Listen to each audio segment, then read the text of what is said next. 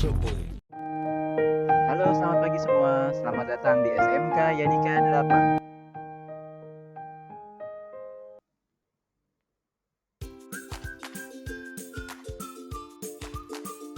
Ya, selamat pagi. Sekarang hari ini kita akan bahas tentang materi kas kecil ya, dengan materi memahami ruang lingkup kas kecil. Oke, sebelum belajar kita berdoa dulu agar semua ilmu yang diberikan dapat bermanfaat untuk kita semua. Oke, berdoa dimulai. Ya, selesai. Oke, kemudian kita lanjutkan. Oke, sebelum kita mulai pembelajaran, oke, pertama kalian matikan dulu mic-nya ya, supaya nanti tidak mengganggu teman-teman yang lain. Kemudian jika ingin berbicara, raise your hand, minta izin. Kemudian nanti saya akan memberikan kesempatan kepada kalian untuk berbicara. Kemudian nyalakan videonya ya, nanti agar saya bisa melihat apa yang sedang kalian kerjakan. Oke, kita masuk ke dalam materi memahami ruang lingkup kas kecil. Oke, nanti akan kita pelajari yang pertama pengertian dana kas kecil, kemudian tujuan kas kecil, kemudian fungsi kas kecil, karakteristik kas kecil, dan yang terakhir dokumen dana kas kecil. Oke, sekarang yang pertama adalah pengertian dari kas kecil adalah sejumlah uang tunai yang dibentuk untuk membayar pengeluaran-pengeluaran yang bersifat mendadak seperti membeli perangko, sumbangan-sumbangan, ongkos-ongkos, dan lain-lain. Dan tentu saja ini adalah pengeluaran-pengeluaran yang dilakukan sekretaris untuk membiayai pengeluaran-pengeluaran pimpinannya.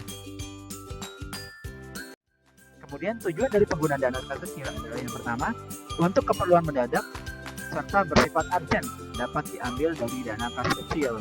Ya, jadi kemudian yang kedua, sekretaris dapat mengatur keperluan pimpinan sendiri dengan lebih leluasa.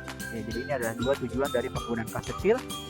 Ya, karena dengan adanya kas kecil, seorang sekretaris dapat lebih mudah untuk menangani kebutuhan daripada pimpinan, khususnya kebutuhannya yang sifatnya mendadak. Kemudian fungsi dari kas kecil, yang pertama mengelola perbekalan dan perlengkapan kantor ya. Jadi dengan adanya kas kecil, seorang sekretaris itu dapat dengan mudah mengelola perbekalan dan perlengkapan kantornya. Jadi suatu saat jika perlengkapan kantor atau ATK kantornya habis, ya dia tidak harus mengambilnya dari kasir atau dari kas perusahaan, dia langsung dapat mengambilnya dari dana kas kecilnya karena dia sendiri yang mengelolanya. Kemudian membuat pengeluaran menjadi lebih praktis untuk pengeluaran yang sifatnya mendadak dan jumlahnya relatif kecil ya. Kenapa di sini praktis ya? Karena seorang sekretaris megang duitnya sendiri ya. Jadi ketika dia butuh, ya dia dapat dengan lebih mudah untuk mengeluarkan sesuai dengan kebutuhan dan keperluannya atau keperluan pimpinannya. Oke, kemudian fleksibilitas karyawan dalam mengoptimalkan pelayanan kepada pelanggan atau tamu khusus relasi bisnis perusahaannya. Jadi ada kalanya di dalam sebuah perusahaan pimpinan itu menerima relasi bisnis ya di tempat kerjanya. Kemudian pimpinan ingin menjamu makan relasi bisnisnya. Jadi akan lebih praktis kalau duitnya sudah dipegang oleh sekretaris. Jadi tidak minta ke bagian keuangan ya. Jadi kalau minta ke bagian keuangan nanti sekretarisnya bisa cek masih di-carry dulu nanti. Ya, itu akan makan waktu lebih lama, jadi nggak optimal.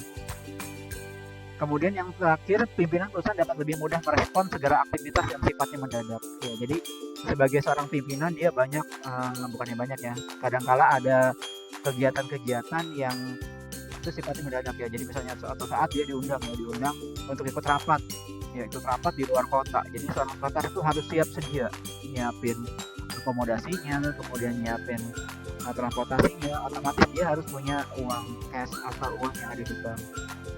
Ya, jadi nggak usah langsung minta ke kasir ya, jadi karena itu akan memakan waktu yang lama. Kemudian karakteristik kas kecil ya. Yang pertama, kas kecil jumlahnya dibatasi. Jadi ini dibatasi tiap perusahaan itu beda ya, beda nominal kas kecilnya dikeluarnya berapa oleh seorang sekretaris. Ya, jadi ada yang dijatahkan bulanan, kemudian untuk yang perusahaan swasta biasanya dijatahin bulanan, sedangkan untuk yang pemerintahan ketika habis ya dia harus mengisi sesuai dengan kapasitasnya juga berapa. Kemudian yang kedua, kas kecil digunakan untuk membiayai keperluan yang sifatnya mendadak dan jumlahnya relatif kecil ya. Jadi untuk keperluan mendadak baik pimpinan maupun sekretarisnya, jadi nggak harus minta lagi. Kemudian yang ketiga, kas kecil disimpan di tempat khusus ya, jadi biar rapih dan nggak tercecer atau hilang. Biasanya sekretaris punya yang namanya box box buat simpan duit dan bukti-bukti transaksi nanti disertakan juga di outer yang setengah. Kemudian yang terakhir, karakteristik kas kecil ya. Kas kecil ditangani dan dipegang oleh sekretaris ya. Biasanya kalau untuk anak OTKP, jadi yang pegang kas kecil itu biasanya sekretaris ya, untuk mendanai keperluan pimpinan yang sifatnya mendesak. Oke, yang terakhir kita ada dokumen dana kas kecil ya. Jadi dokumen dana kas kecil di sini yang pertama ada invoice ya. Invoice adalah surat ya jika kita melakukan pembelian secara hutang ya.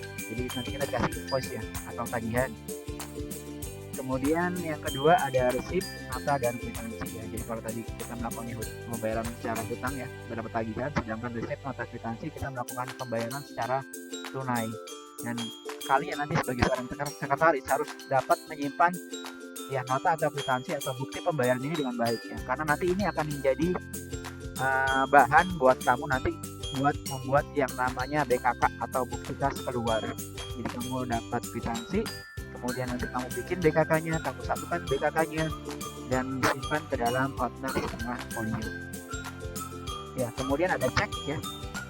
Cek ini adalah surat yang berisi surat perintah tidak bersyarat oleh penerbit kepada bank yang memelihara rekening giro penerbit untuk membayarkan sejumlah uang tertentu kepada pemegang atau pembawa. Ya, ini biasanya seorang sekretaris dikasih cek oleh bagian keuangan. Jadi ketika awal atau akhir bulan ya, ketika dana kas kecilnya hampir habis ya, seorang sekretaris memberikan bukti transaksi bulan sebelumnya ya kepada bagian keuangan untuk mengisi kembali dana kas kecilnya. Ya biasanya dikasih cek sama bagian keuangan dan sekretaris harus mencairkannya ya ke bank. Dan yang terakhir ada bilet giro. Ya, jadi kalau cek tadi masih ke bank yang nyairin, sedangkan bilet giro adalah berupa surat perintah untuk memindah bukuan sejumlah uang dari rekening seorang kepada rekening yang lain yang ditunjuk di surat tersebut.